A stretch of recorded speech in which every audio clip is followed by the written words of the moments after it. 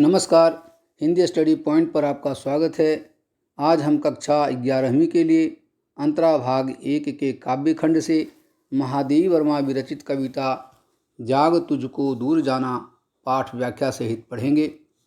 अगर अभी तक आपने मेरे चैनल को सब्सक्राइब नहीं किया है तो सब्सक्राइब करें एवं नए वीडियो के नोटिफिकेशन के लिए बेल आइकन दबाएं। तो चलिए शुरू करते हैं पाठ, जिसका नाम है जाग तुझको दूर जाना। महादेवी वर्मा छायावादी कवित्री मानी जाती हैं। आपके पाठ्यपुस्तक में उनके 2 गीत संकलित हैं। पहला गीत है जाग तुझको दूर जाना। यह गीत स्वाधीनता आंदोलन की प्रेरणा से रचित जागरण गीत है। इसमें भीषण कठिनाइयों की चिंता न करते हुए कोमल बंधनों के आकर्षण से मुक्त होकर लक्ष्य की ओर निरंतर बढ़ते रहने का आह्वान किया गया है। मोह माया के बंधन में जकड़े मानव को जगाते हुए महादेवी वर्मा ने कहा है, जाग तुझको दूर जाना। यहाँ कवयित्री हर भारतीय से पूछती हैं, जब उनमें उत्साह खत्म हो गया है और उदासी से घिर गए हैं, तब कवयित्री कहती हैं, चिर सजग आँखें उनिंदी आज कैसा व्यस्त बहाना, जाग तुझको दूर जाना। यहाँ चिर का मतलब सदा, सजग का मतलब सावधान, उनिंदी यानी नींद से भरी हुई है, बाना मतलब पहनावा यानी वेशभूषा। यहाँ कवयित्री कह रही हैं कि हमेशा सजग रहने वाली आँखें आज नींद से भरी हुई क्यों दिखाई दे रही हैं, और आज तुम्हारी वेशभूषा भी अस्त व्यस्त क्यों है। कवयित्री कहती हैं कि अब तुम इस आलस को छोड़ दो, क्योंकि तुम्हें अभी बहुत दूर जाना है, यानी तुम्हारा लक्ष्य अभी बहुत दूर है। तुम सजग हो जाओ, जाग जाओ, क्योंकि अभी तुम्हें स्वतंत्रता प्राप्ति हेतु बहुत संघर्ष करना है। आगे कवयित्री कहती हैं, अचल हिमगिरी के हृदय में आज चाहे कंप होले।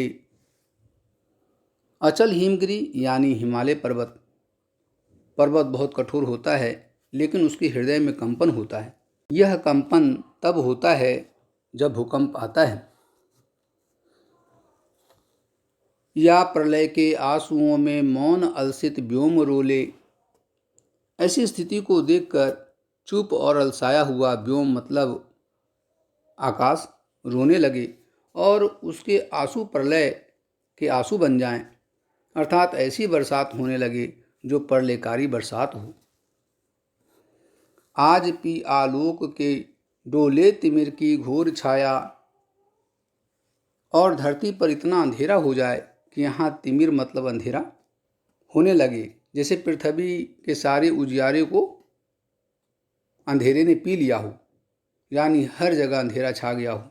जाग कर विद्युत शिखाओं में निठुर तूफान बोले, और कभी ऐसी स्थिति हो जाए कि भयंकर तूफान आने लगे और बिजलियां कड़कने लगे, तो ऐसी किसी भी स्थिति में तुझे आगे बढ़ते रहना है। आगे कवित्री कहती हैं, पर तुझे है नाश पथ पर चिन्ह अपने छोड़ आना, जाग तुझको दूर जाना। और यह संघर्ष पथ कभी तुम्हारे विनाश का कारण बनता है, फिर भी तुम्हें इस विनाश पथ पर अपने पैर के चिन्ह छोड़ जाना है, यानी भावी पीढ़ियों के लिए एक उदाहरण प्रस्तुत करके जाना है, ताकि आपका बलिदान उनके लिए प्रेरणा बने। इसलिए हे देशवासियों, तुम जागो, क्योंकि तुम्हें अभी बहुत दूर जाना है। उपर्युक्त काव्य पंक्तियों के काव्य सौंदर्य में आप यह भी लिख सकते हैं कि संघर्ष पथ पर आने वाले बाधाओं की परवाह न करते हुए निरंतर आगे बढ़ते रहने की इस काव्य में प्रेरणा दी गई है। यहाँ भाषा खड़ी बोली है, यहाँ संस्कृत शब्दों का भी प्रयोग हुआ है। इस काव्य में लय है, गीतात्मकता है, और यहाँ वीर रस है, ओज गुण है, प्रतीकात्मक शैली है। यहाँ प्रकृति का मानवीकरण किया गया है, इसलिए यहाँ मानवीकरण अलंकार है। अब हम आगे की पंक्तियों को देखते हैं। बांध लेंगे क्या तुझे यह मोम के बंधन सजीले। मोम के बंधन यहाँ अपने प्रियजनों के साथ रिश्तों के प्रतीक के रूप में कहा गया है। पंथ के बाधा बनेंगे तितलियों के पर रंगीले। यहाँ पर का मतलब पंख है, यानी ये तरह तरह के रिश्ते मार्ग में बाधा तो नहीं बनेंगे। विश्व का क्रंदन भुला देगी मधुप का मधुर गुनगुन। यहाँ क्रंदन का मतलब रोना और मधुप का मतलब भौरा है, यानी भौरों की मधुर आवाज़ विश्व के क्रंदन को भुला तो नहीं देगी। क्या डुबा देंगे तुझे यह फूल के दल ओस गीले। यहाँ ओस पड़कर गीले हुए फूल की पंखुड़ियाँ बहुत सुंदर दिखाई देती हैं, तो क्या हमें अपने आकर्षण में ये डुबा देंगे। तुम न अपनी छाह को अपने लिए कारा बनाना। यहाँ कारा का मतलब बंधन या जेल है, यानी तुम अपनी छाया को अपना बंधन मत बनाओ, क्योंकि तुम्हें बहुत आगे जाना है। जाग तुझको दूर जाना, अभी तुम्हारा मंजिल दूर है, इसलिए तुम्हें जागृत रहने की आवश्यकता है। यहाँ कवयित्री इन काव्य पंक्तियों के माध्यम से प्रत्येक देशवासियों से प्रश्न कर रही हैं कि जो अब इस संघर्ष पथ पर चल निकले हैं उसे सावधान रहने हेतु यहाँ संकेत भी दिए जा रहे हैं।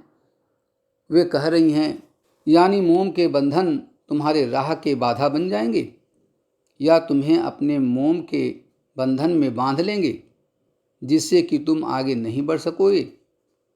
यहाँ मोम के बंधन पारिवारिक मोह के बंधन के प्रतीक के रूप में लिखा गया है। रंग बिरंगे तितलियों के पंख सुंदर युवती के आकर्षण का प्रतीक है। क्या संसार की विषय वासनाएं उन्हें उनके रास्ते से हटा देंगी। कवयित्री आगे कहती हैं कि क्या भौरों के मधुर गुनगुनाहट में लीन होकर संसार का रोना नहीं सुन पाएंगे, यानी वे अपने आनंद में मग्न होकर इस दुनिया के दुख दर्द के बारे में सोचना भूल जाएंगे। तुम न अपनी छाह को अपने लिए कारा बनाना, यानी मनुष्य के चारों ओर जो आकर्षण और इच्छाएं हैं उसे अपना बंधन मत बनाना। इसलिए जागो, सचेत हो जाओ और आगे बढ़ो। अगली पंक्तियों में कवयित्री प्रत्येक देशवासियों से प्रश्न कर रही हैं जो आलस में डूबा हुआ है और स्वतंत्रता प्राप्ति के लिए कोई प्रयास नहीं कर रहा है। वह यह बताते हुए कि जिसे फौलादी दृढ़ शक्ति का प्रतीक माना जाता था, जो संघर्षशील कहलाता था, ऐसा भारतीय आज उत्साह से हीन क्यों है। वह जानना चाहती है और पूछती है, वज्र का उर एक छोटे अश्रुकण में धो गलाया, दे किसे जीवन सुधा दो घूंट मदिरा मांग लाया। यानी जीवन रूपी अमृत किसे देकर दो घूंट मदिरा के ले आए, और फौलादी दिल किसके लिए आंसू में पिघल गया। तुमने किसे अपना जीवन रूपी अमृत देकर आलस रूपी मदिरा का नशा कर लिया है।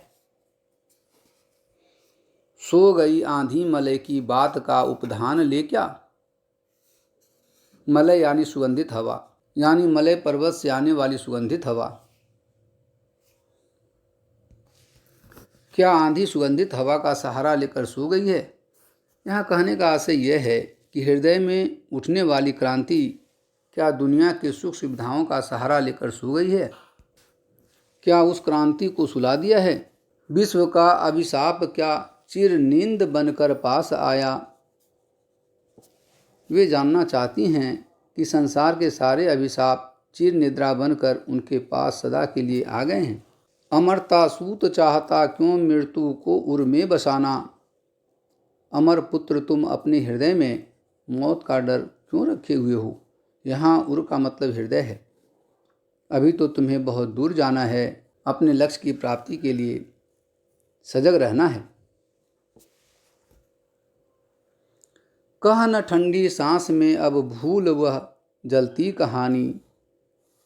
आग हो उर में तभी दृग में सजेगा आज पानी। हार भी तेरी बनेगी माननी जय की पताका। राग क्षणिक पतंग की है अमर दीपक की निशानी, है तुझे अंगार सैया पर मृदुल कलियां बिछाना, जाग तुझको दूर जाना। यहाँ मृदुल का तात्पर्य है कोमल। यहाँ कवयित्री पुराने दुख को भूलने के लिए कहती हैं। वह देशवासियों से कहती हैं कि जो हो चुका है उसे भूल जाओ, यानी जो बातें दुखी करती हैं उसे तुम भूल जाओ। तुम दुखी हृदय से दुखी होकर उन पुरानी कहानियों को मत सुनाओ।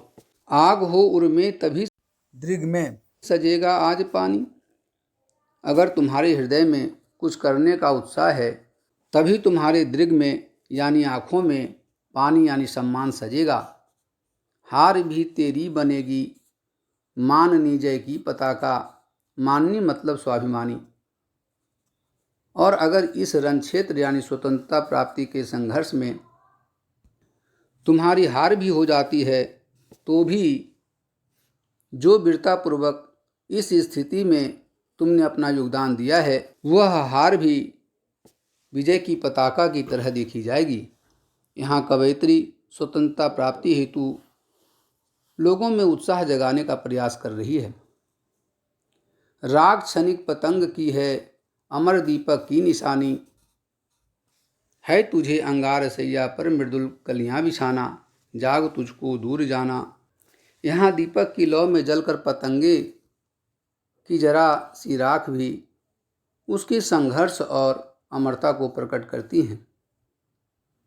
आगे कवयित्री स्वतंत्रता सेनानी से कहती हैं कि तुम्हें अंगारों की सेज से डरना नहीं है, क्योंकि इन्हीं अंगारों की सेज पर तुम्हें कोमल कलियां बिछानी हैं, अर्थात संघर्ष के मार्ग पर चलकर तुम्हें अनुकूल परिस्थितियां बनानी हैं और अपने लक्ष्य को प्राप्त करना है। जाग तुझको दूर जाना, तो हे वीर उठो जागो, क्योंकि अभी लक्ष्य बहुत दूर है और मार्ग बहुत लंबा है, तुम्हें बहुत दूर जाना है। आशा करता हूँ कि यह कविता आप लोगों को समझ में आ गया होगा। धन्यवाद।